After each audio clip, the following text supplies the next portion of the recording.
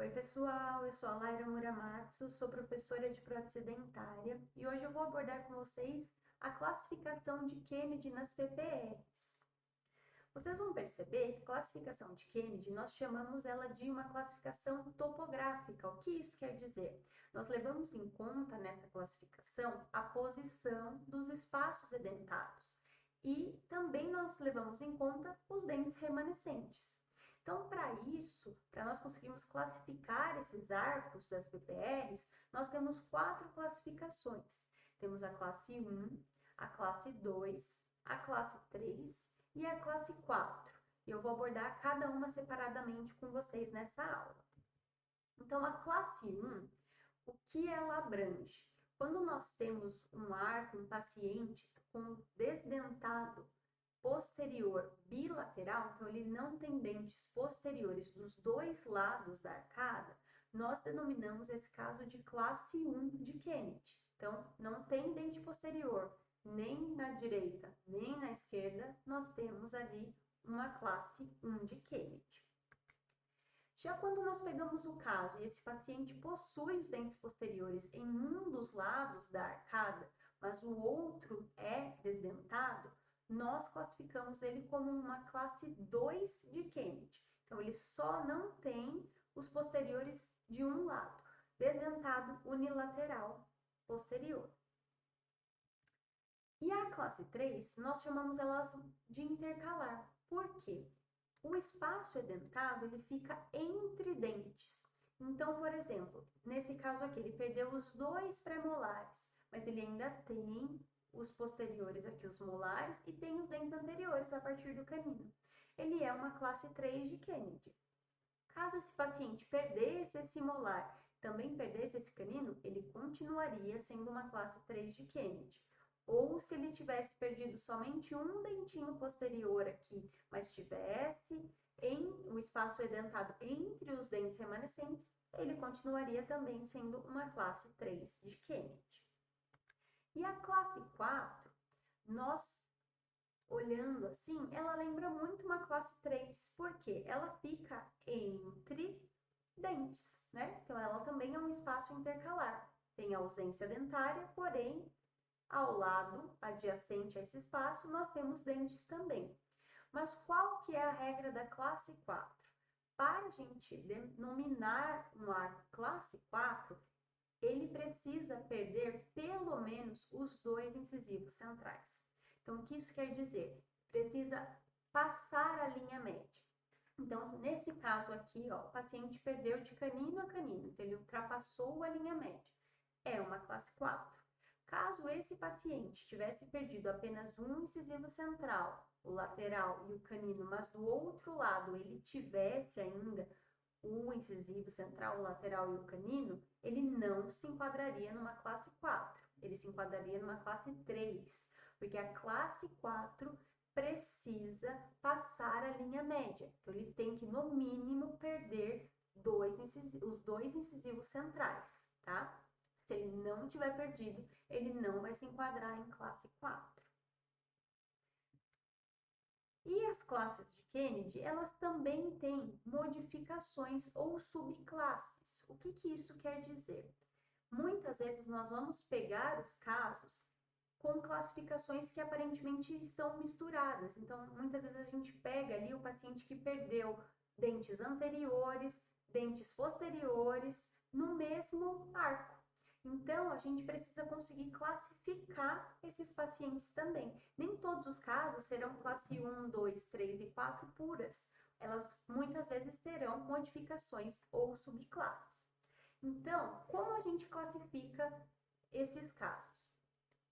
As áreas posteriores são as áreas desdentadas que vão determinar a nossa classificação. Por quê? Eu costumo dizer o seguinte: nós somos resolvedores de problemas. Então, o paciente que vem para você sem o dentinho, ele tem um problema. E nós somos o quê? Resolvedores desse problema que ele nos trouxe, certo? A partir do momento que o paciente trouxe para nós um problema, esse problema deixa de ser dele e se torna nosso. Então, nós temos que resolver esse problema para ele. Então, nós vamos olhar esse caso do paciente do pior cenário. Então, as próteses que nós chamamos de próteses de alavanca, que são os desdentados posteriores, normalmente costumam se enquadrar num dos piores cenários. Por quê? Quando o paciente morder, ela vai tentar sair da boca, ou quando ele morder, ela vai tentar se deslocar na horizontal ou vai intruir. São muitos movimentos que essa prótese tende a fazer em boca. Então, ele vai ditar. Por quê? Quando a gente vê, já assim, falando uma classe 1, uma classe 2, nós já esperamos que tenha uma alavanca ali, que tenha um quadro complicadinho da gente conseguir driblar. Então, ele vai ser nosso indicativo. Então, a gente vai classificar os casos a partir dos dentes posteriores, tá? Então, eles que vão dar o primeiro nome da classificação. Perdeu o dente posterior, quanto mais posterior, ele vai ser o nosso nome que vai dar a classificação de Kennedy. E as demais áreas edentadas serão as nossas modificações, as nossas subclasses, tá? Então, aqui, ó, que eu já deixei para vocês, ó, os desdentados adicionais vão ser denominados as modificações ou subclasses, tá bom? E a extensão da modificação, ela não é considerada, gente. Então, por exemplo, o paciente, ele é classe 1 de Kennedy modificação 1, mas ele perdeu uma região extensa de dente ali na região anterior.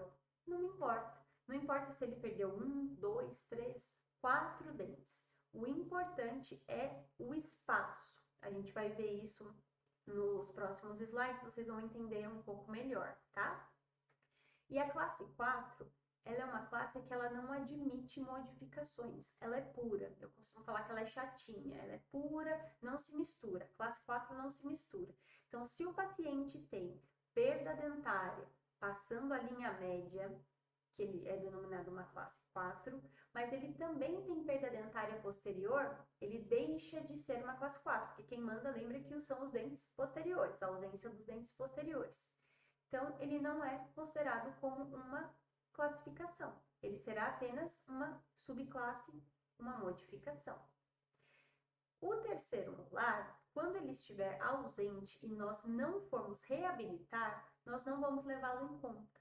E assim como também o segundo molar, nós também não levamos em conta se nós não formos reabilitá-lo, tá? Então, nós vamos levar em conta apenas os dentes que serão reabilitados na nossa prótese. Se nós formos usar o terceiro molar, ele vai entrar na nossa classificação. Se nós não formos usá-lo, ele fica como se não existisse. Tá legal? Então, a gente vai ver isso agora mais na prática nesses slides a seguir. Então, aqui, ó, nós temos uma classe 3 modificação 3. Por que uma classe 3 modificação 3?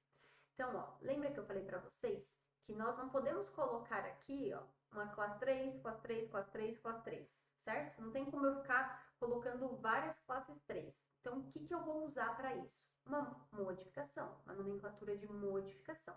Então, lembra que eu falei para vocês que quem manda são os dentes posteriores, né? Então, aqui, ó, por exemplo, pode ser esse ou até esse. Esse aqui tá mais para posterior. Concordam que aqui, ó, temos uma classe 3 porque está entre dentes um espaço edentado. Então, nós temos uma classe 3. Agora que nós já achamos o nome da nossa classificação, nós vamos contar os espaços que estão edentados também. Então, nós temos aqui, ó, 1, 2, 3. Modificação 3, certo? Então, o número de espaços com ausência dentária, depois que nós achamos a nossa classificação, então, essa região deu esse primeiro nome, que é o nome da classe de Kennedy que nós vamos utilizar, e os demais espaços edentados, nós teremos as modificações, o número de modificações. Então, percebam que aqui, ó, tem a perda de 2 pré-molares. Eu não conto a quantidade de dentes, eu conto a área, o espaço, tá? Então, aqui eu conto como um espaço só. Não importa se ele tivesse perdido esse molar também, o espaço é grande. Eu conto como um único espaço. Então, aqui nós temos 3 espaços além da região que me deu a classificação, por isso ele é uma modificação 3. Aqui nós temos uma classe 1, por quê? Nós vamos fazer o quê? Sempre olhar a região posterior, então eu não tenho os molares. e aqui de pré-amolar, certo? Então, ele é desdentado bilateral, que configura uma classe 1 de Kennedy, e essas duas regiões que deram a nomenclatura, certo? E esta região aqui, que não participa dessa primeira nomenclatura, ela vai ser chamada de modificação. E nós temos um espaço só, além desses dois que deram o nome da classe. Então, ela é modificação 1, certo? Aqui, nós temos sempre que olhar o quê? O posterior. Então, qual que é a região mais posterior? É essa região aqui que perdeu os dentes. Perderam-se os seus 2 molares. Então, nós vamos denominar o quê? Classe 2, porque ele é um desdentado unilateral, certo? Posterior. E esses outros 2 espaços, vamos chamá-los de modificação. Então, temos 1, 2, modificação 2. Aqui, o que acontece? Nós temos, parece que, várias classes 3, né? Então, nós vamos fazer o quê? Nós vamos olhar, ó, o lugar mais posterior que está faltando dente, essa região aqui, certo? Então, essa região vai me dar o nome da minha classe. Então, qual que é o nome da minha classe? Classe 3. Então, contei aqui, certo? A minha classe 3. E agora, os outros espaços edentados, o que que eu faço? Vou denominá-los de modificação, como contando. Então, aqui já temos a classe 3 e os que sobraram nós vamos contar. 1, 2, 3, 4, 5. Modificação 5, certo?